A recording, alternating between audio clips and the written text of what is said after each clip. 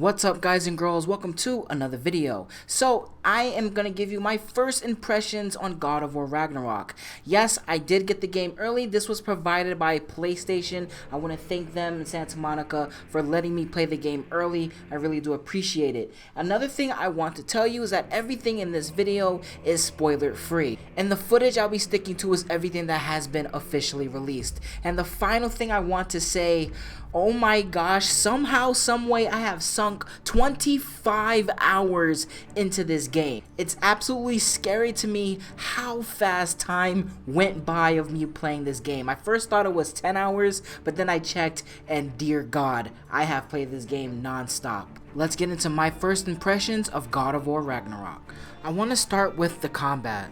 God of War Ragnarok's combat on the surface may seem very much like the game before, but that is completely wrong. Ragnarok's combat has been redefined and made better in every way.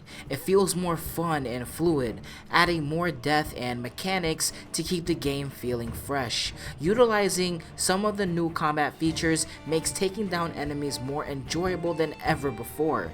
An issue I had with 2018, when starting a new game it feels very limited in what you can do, but Ragnarok feels deep from the very start. The leap off ledges mechanic is more powerful than it looks, and it's an amazing tool to keep combat fluid, and it makes Kratos feel extremely fast. It's so cool to instantly grapple up on an elevated platform, attack an enemy on that platform, knocking them off, but you can chase after them, leaping off that platform and attacking on the ground below, popping the enemy up and following up with another attack. There is a new elemental attack mapped to the triangle button, which I used a lot, as it adds a lot of frost or fire damage to your weapon. However, they both are tough to use when trying to keep a juggle going, as they take some time to charge, but this adds strategy to your combat situations. This is not an overpowered ability, even though it is very useful because of the charge. It's not smart to spam it. You will take damage if you try, so you have to pick your moments to use it. I love using frost damage on the axe before a battle if I see enemies are up ahead, or if I manage to pop an enemy up, I will actually charge up the attack to follow up a little bit later. You have to pick your moments because again, you will get punished if you're not careful. Environmental attacks have been added as well. We saw this in the story trailer, in that we saw Kratos pick up a boulder to attack and throw at an enemy, but in the game it's not just a boulder. Tree trunks and other objects can be found during combat sections as well.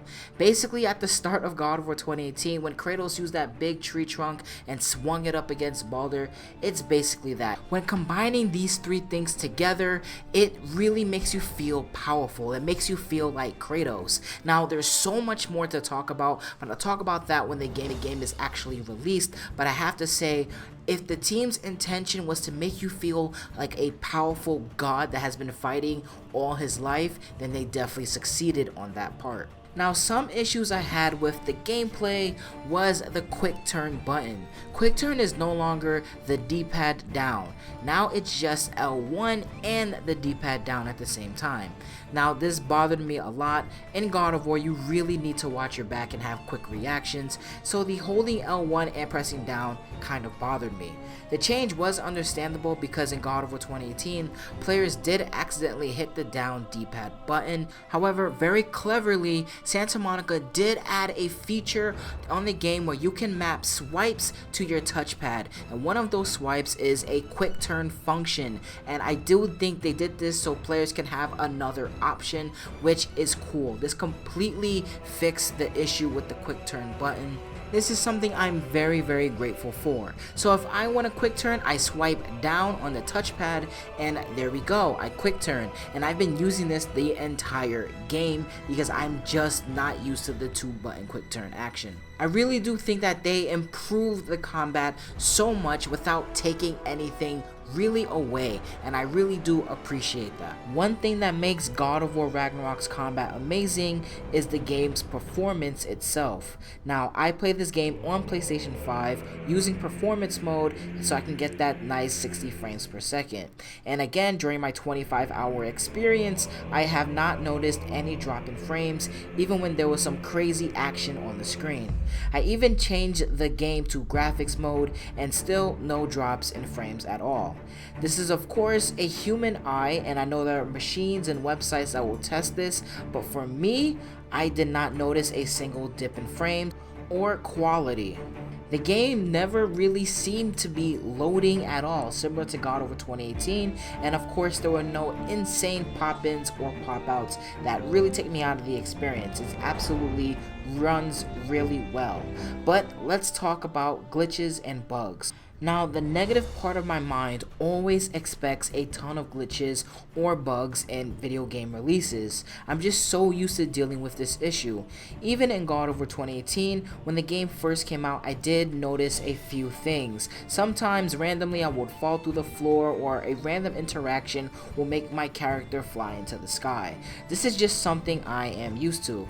But in God of War Ragnarok, I am so proud to report that in my 25-hour gameplay experience, I have never seen a single bug, a single glitch, a single loading screen. There was never a crash, never falling through the floor, never got stuck behind a barrier or an invisible wall. Every little thing worked, which makes me so happy to say. Santa Monica has made an extremely polished game on release. I have been to many areas in the story, many realms, and again, not a single glitch or a single bug I have experienced. Let's move on to the no-cut camera. The no-cut camera is really well done here, making scene to gameplay or gameplay to scene feel very fluid, and it blended so well between keeping the cinematic going and thrusting you back into gameplay. They have learned so much in God of War 2018, and man, you can really feel the effort that was put into Ragnarok. The performance, the no-cut camera, the way the game runs, the fact that there's no loading screen or a single bug or glitch that I have experienced. Honestly, it makes me so happy. Of course, I won't say much on this until my main review comes out, but the story is incredible with father and son as you travel together. Kratos and Atreus feel more like a family than ever. Their bond and conversations truly bring this game's story to life and has me completely and utterly addicted and wanting to experience more and more. The creators and writers of this story are at a level that far exceeds any expectations I could have possibly imagined. Sequels are scary. Adding to the world and characters that we love can be scary. And as someone like me who has talked about God of War's story for the last 6 to 7 years since 2016, I am truly amazed how much better and more interesting this story is than the last game. And I'm not trying to disrespect 2018 in any way by saying that. It's game of the decade for a reason. But what do you get when you have a bunch of storytellers on a team who love the characters, love the world around the characters, and love the fans? You get a story you will never forget. As I was going through the story, I began to forget I was playing a video game, and I started to believe that these characters are real. Their struggles, agreements and disagreements, how they view the world around them feels real. Enjoying the company of other characters makes these characters not feel like lines of code on a screen, but characters connecting to one another. I began to remember that these characters have their history, and the way they are because of the world that shaped them, dealing with their own struggles, just like we people deal with every day of our lives. The writing is truly impactful, it's truly addicting, and I am absolutely in love with what these writers and creators could do with a story like this. If you loved God of War 2018 story, then you are going to be in love with Ragnarok. Kratos and Atreus are truly the heart of the story, and honestly, this is just a journey that I really did not expect.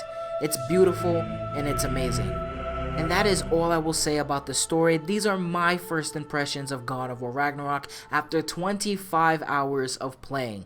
I cannot wait to share more with you when the game comes out. I'm gonna be out of here. Thank you guys and girls for listening. Deuces.